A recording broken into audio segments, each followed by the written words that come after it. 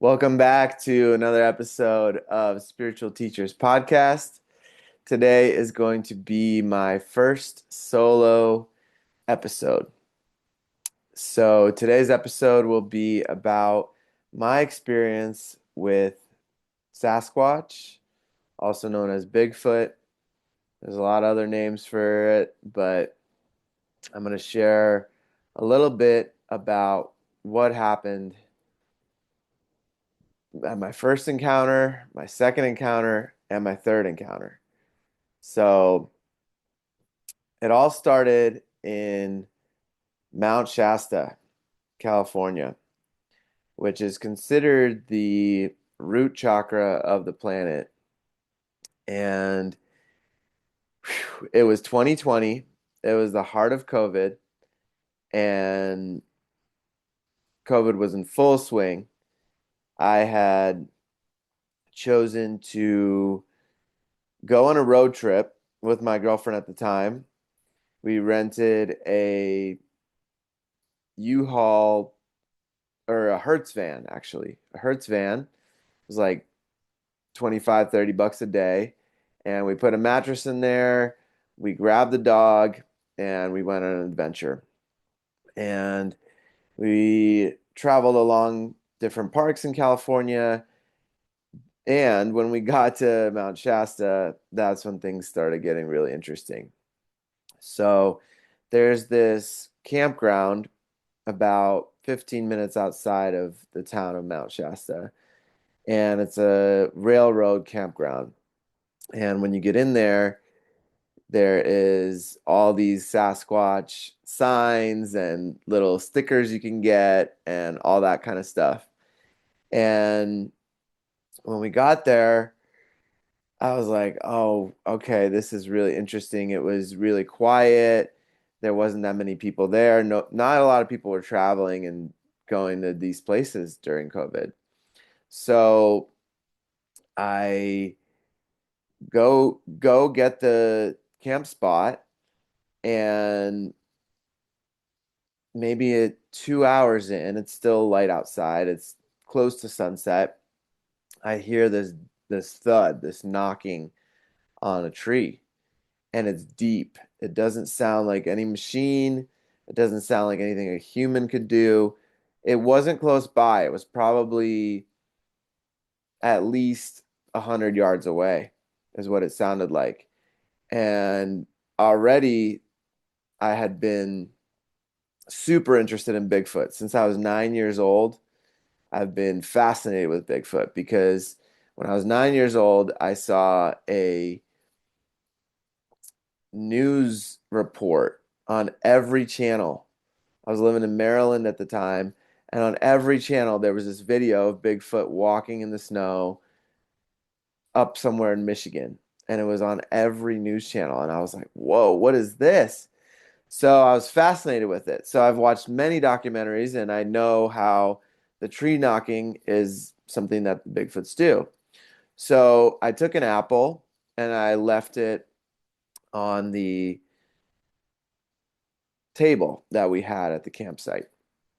And I know that it's nice to give offerings and build a relationship with the Sasquatches. And I was a little bit nervous at first because I've never experienced this or anything like this. And that Northern California, Oregon, Washington, they're all known for Bigfoot encounters, Bigfoot sightings, all those kind of things. And so I was meditating a lot. I was practicing a lot of Kundalini yoga at the time. And so I was really connected, and I would say just connected to spirit, if you will. And there was this moment where I tuned into this Bigfoot that was doing the knocking, and he told me his name, and he was young. He was around my age in their age. Whatever they they might live longer than us, I'm not sure, but it was the being was around my age in their lifespan. So I immediately went into telepathy with this being. Some people call it mind speak. For me, we just connected in my mind. And he started telling me his name, and he's like, if you see me, you'll know it's me because I'll give you a shaka like this. And I was like, all right, cool, man. And he seemed really cool, really down to earth. And he's like, but watch out for my bigger sister, my older sister. She's bigger than me, she's larger than me, and she is very, very curious. So my first encounter was telepathic with this younger Sasquatch. The second encounter was that night when his sister decided to show up at the camp. And it's the middle of the night, and I'm laying down. I'm not sleeping. I'm kind of like in that in between state of sleep and falling asleep. And my girlfriend at the time, she nudges me and she's like, "Hey, did you hear that?" And I'm like, "No, what's up?" And she's like, "I heard something outside." And on this Hertz van, we had a Mexican blanket covering the back window. We just had it pinned up. And she's like, "Look." And I'm like, "What?" And I look, I'm laying flat in the van, and I look up, and about 8 feet up in the air, there's these two bright green eyes looking through the Mexican blanket. And it was bright. It was really bright to the point. I mean, Mexican blankets are pretty thick. They're like maybe a fourth of an inch thick, you know? And I could see these bright eyes looking down into the van. And I grabbed a flashlight and I mean, I had some fear come over me, in that moment. And so I grabbed a flashlight and I just started shining it at the eyes through the Mexican blanket, and it went away. And I was like, "Oh wow. Okay, this is real. This is not just my imagination. I just saw these bright green eyes looking in on us, and wow, okay, this is a real thing." So a few days later, we go up and drive up the mountain. There's this whole road that takes you up to the top of Mount Shasta. And there's this campground that has these giant trees. It's probably the third campground down from the top of the mountain. And we get there and set up camp, set up our van, and it's the middle of the night, and I hear my girlfriend and the dog are asleep, and above the van, there's no trees, totally just clear sky. There's trees around, but above our above our van, there's nothing. So in the middle of the night, I'm also in that in-between state, and I hear this knock, boom, this thud on the top of the van. And immediately I go into this mind speak or telepathy with this being, and he is the guardian of the mountain. And he is big and impressive and super strong, and I could see him in my mind's eye. And he immediately, this has never happened to me before or after this experience, but he immediately makes me bow to him in that space.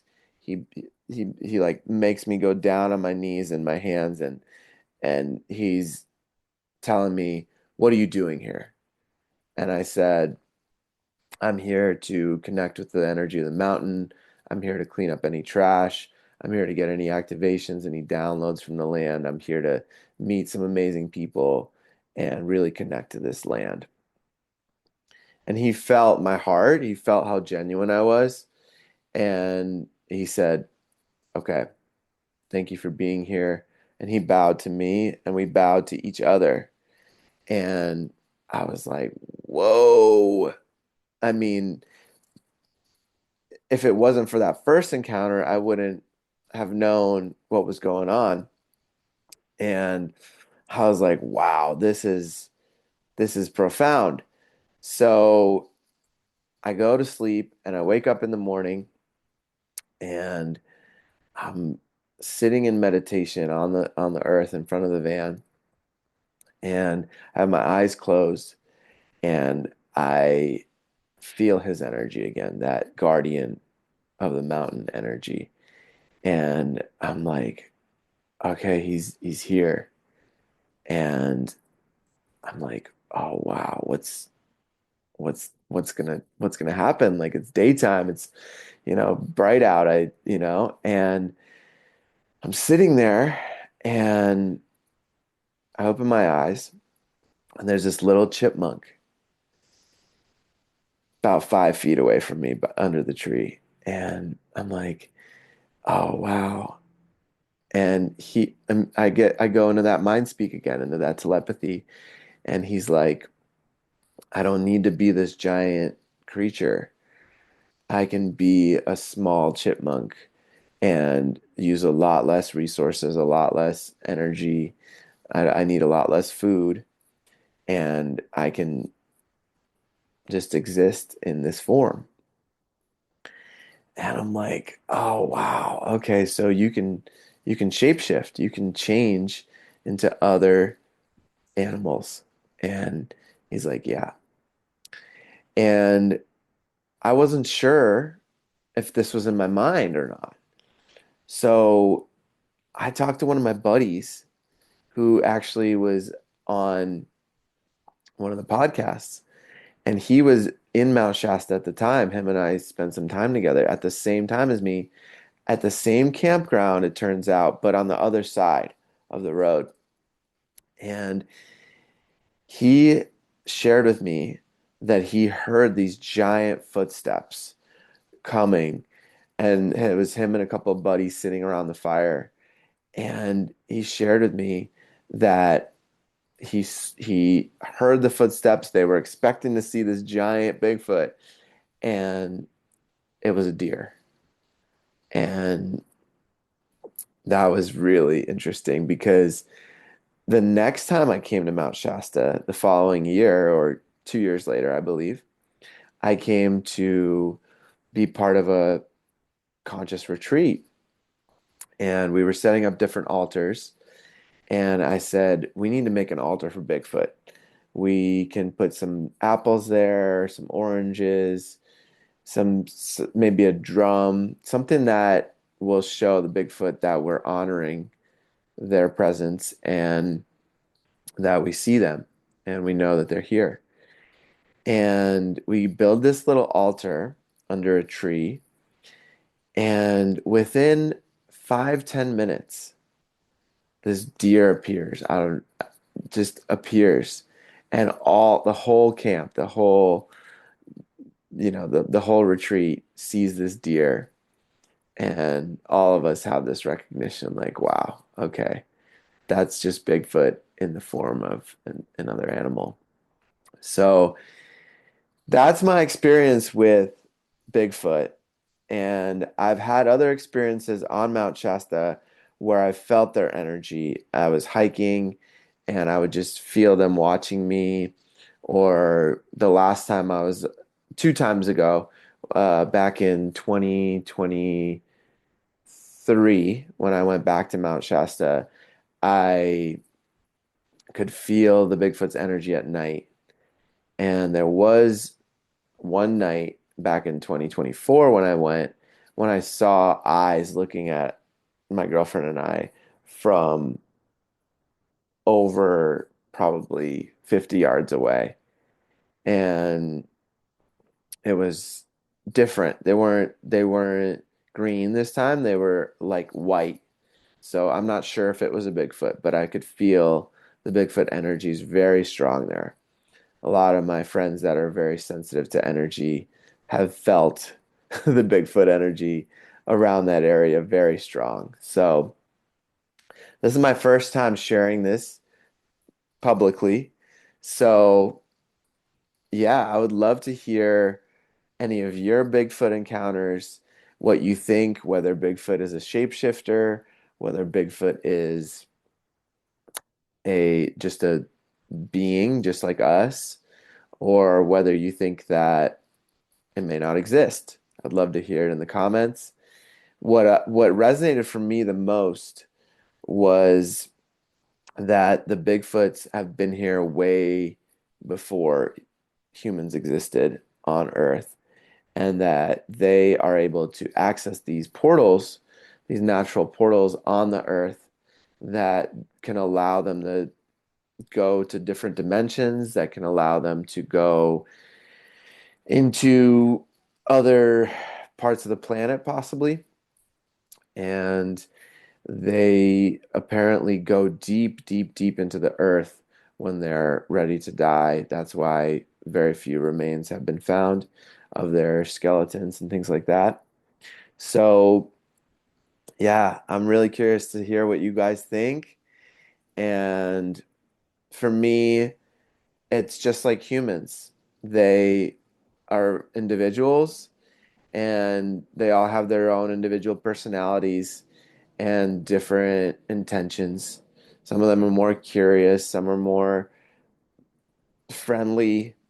And so for me, it was a true honor to experience their presence. And I look forward to one day seeing one in the flesh. So thank you all for joining and watching and listening. For those that are tuning in to the Spiritual Teachers Podcast, it's an honor to be with you today. Until next time, take care.